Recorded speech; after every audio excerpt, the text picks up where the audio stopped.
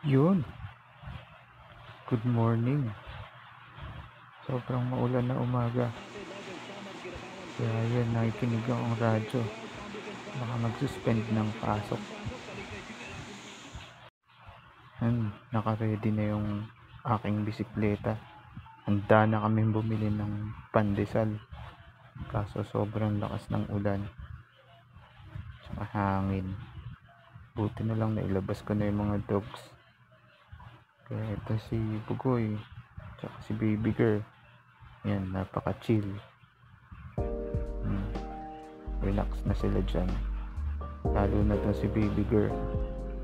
Ako, gustong gusto niya yung kutsyon niya sa malamig na panahon.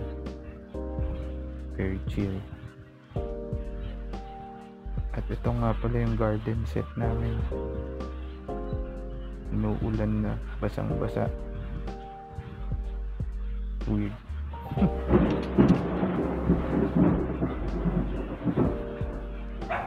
At yan, ayaw pa rin tumigil ng ulan. Saka yung hangin. Nagbabaka sakali pa rin ako na makakabili ng pandesal, pero okay na ako lang mag-surrender.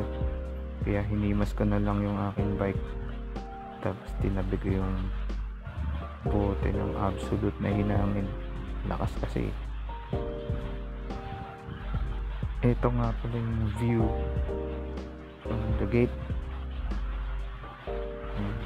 Kung nakikita nyo, napaka lakas na nung buhos. May kasama pang hangin. Buti na lang walang pasok, nag-suspend na. Kaya yan, pumasok na lang ako sa loob ng bahay kaysa pumasok. At ito yung basil ni nanay.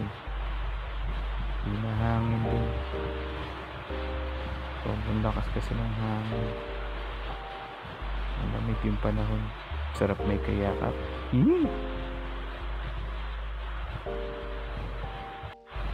Pagdating dito sa kwarto, naisip ko mahiga na lang at mamaluktot. Kaso pagtamad yun eh. At ito yung Kanto vodka. Napakasarap niyan, promise. Ito yung view sa likod ng bahay namin. Sige lang yung buhos ng ulan.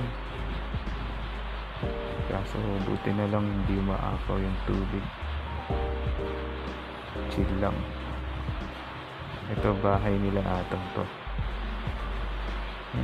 That's it. Bago kami kumain, gentle reminder lang galing kay John Lloyd.